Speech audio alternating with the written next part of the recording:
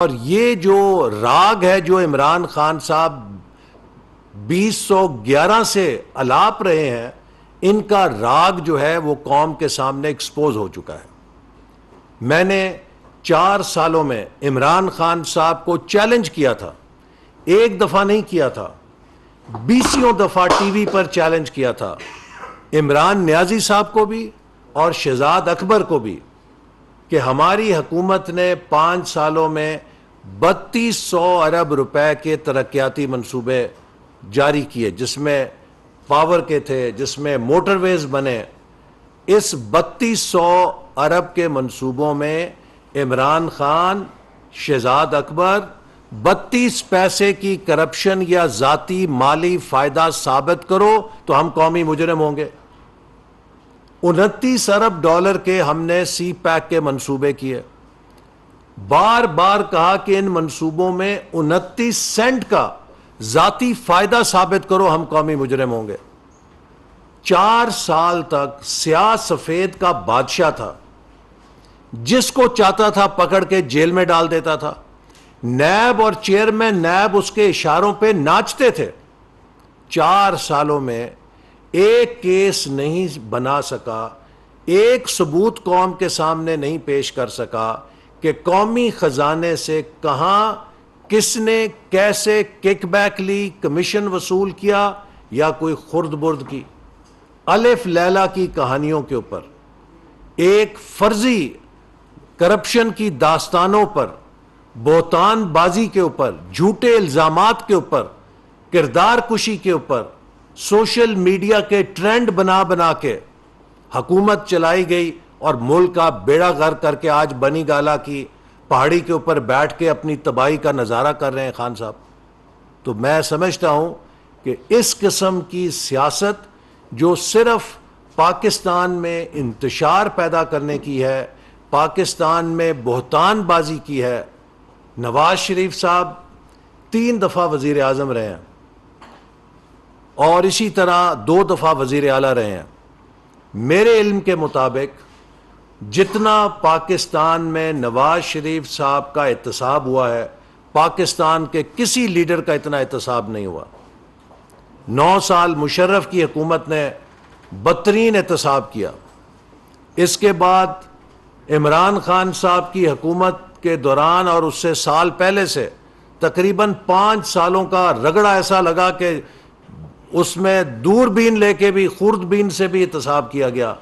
آج جب میں یہ بات کر رہا ہوں، ابھی تک میرے علم میں ان کے خلاف کوئی ایک ایسا مقدمہ نہیں چل رہا کہ ان کے ادوار میں جتنی ترقی ہوئی ہے پنجاب میں، پاکستان میں بڑے بڑے میگا پروجیکٹس ہوئے، کہ کسی پروجیکٹ میں کک بیک لی ہے، کہیں مالی فائدہ اٹھایا ہے، قومی خزانے میں خرد برد کی ہے۔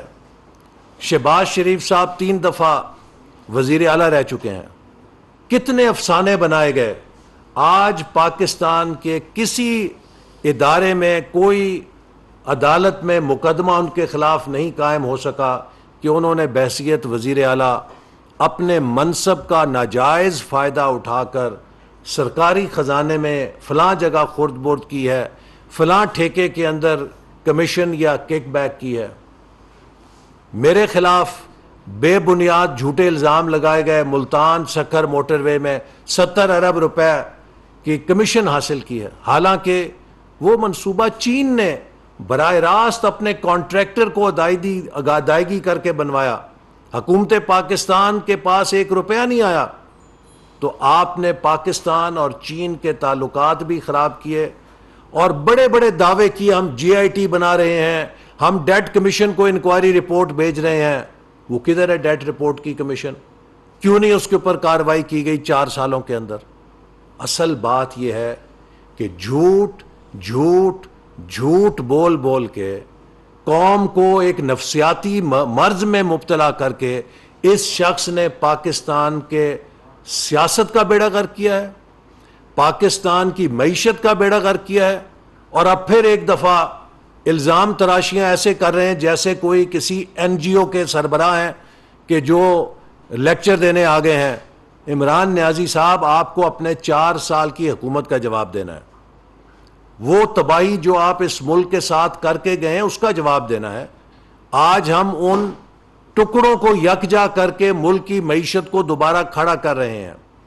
آپ نے اس بات کا جواب دینا ہے کہ 1 اپریل کو وزارت خزانہ کیوں اس نوبت پہ پہنچ گئی تھی کہ اس نے چوتھے کوارٹر کے لیے ترقیاتی منصوبوں کے لیے 1 روپیہ جاری نہیں کیا. 4تھ کوارٹر کی 0 ریلیز کرنے پہ کیوں مجبور ہو گئی تھی؟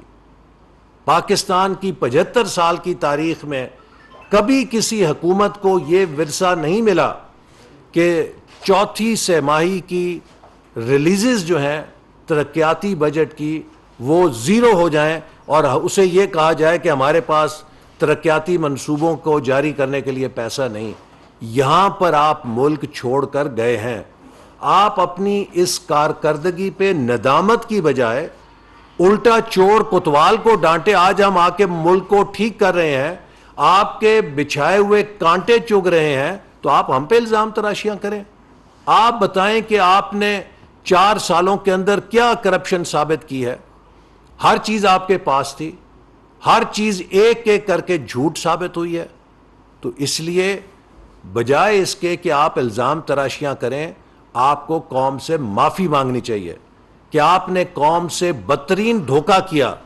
آپ نے قوم کو بتایا کہ میں 30 سال سے تیاری کر رہا تھا, میں بڑی ٹیم تیار کر رہا تھا, میں ایسی ڈریم ٹیم لے کر آؤں گا لوگ اشش کر اٹھے ہوں گے.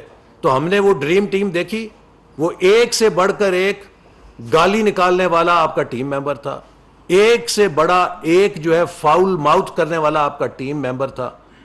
اس کے علاوہ تو نہ کسی کے پاس صلاحیت تھی, نہ کسی کے پاس ویژن تھا. جو پاکستان کے لوٹوں کا کچرا مال تھا ہر جماعت کا, اس کو لے کر آپ نے پاکستان کو اس دلدل میں دھنسایا ہے جس کو اب نکالنے کے لیے ہم سب محنت کریں اور انشاءاللہ تعالیٰ کامیاب کریں گے. تو اس لیے ہماری حکومت احتساب پر یقین رکھتی ہے, کرپشن کی ناسور کو ختم کرنے پہ یقین رکھتی ہے, اس کے لیے شفاف قوانین بنانے پہ یقین رکھتی ہے. جس کسی نے پاکستان کا پیسہ لوٹا ہے اس کا احتساب ہوگا, لیکن سیاسی مقدمے نہیں بنیں گے. لیکن احتساب کے قوانین کو کسی کو اپنے راستے سے ہٹانے کے لیے یا کسی تنقید کا منہ بند کرانے کے لیے استعمال نہیں کیا جائے گا. اور نیب کے قوانین میں جو ترامیم ہوئی ہیں یہ صرف وہی ترامیم ہے عمران خان صاحب جو آپ خود کر کے گئے تھے بذریعہ آرڈیننس, اور جن کے لیے سپریم کورٹ, ہائی کورٹ اور اسلامی نظریاتی کونسل کی فیصلے اور ان کی ججمنٹس موجود ہیں, جن پر عمل درآمد کے لیے ان قوانین کو آئین اور قانون کے تقاضوں سے ہم آہنگ کرنے کے لیے یہ ترامیم کی گئی ہیں. تو میں سمجھتا ہوں کہ اس کے ساتھ یہ بحث بھی ختم ہو جانی چاہیے, جیسے کہ اب عمران خان صاحب کی ناکام سیاست کا بھی باب الحمدللہ ختم ہو چکا. اچھا سر یہ بتائیے گا کہ آپ مسلسل کہہ رہے ہیں کہ پالیسیز میں تسلسل ہونا چاہیے. جب سے آپ حکومت میں آئے ہیں آپ کہہ رہے ہیں کہ ہماری پالیسیز جو ہم نے بنائی تھی ویژن 2025 دیا تھا وہ گرا دیا گیا, ٹاپل کر دی گئی حکومتیں. تو یہی کام آپ عمل پیرا نہیں ہوئے اس کے اوپر. آپ نے ایک چلتی چلاتی حکومت کو ٹائم دینا چاہیے تھا, جیسی بھی چل رہی تھی ٹائم دینا چاہیے تھا اس کو. آپ خود کہتے ہیں کہ سیاسی عدم استحکام نہیں ہونا چاہیے, لیکن آپ اس کا شکار بنے.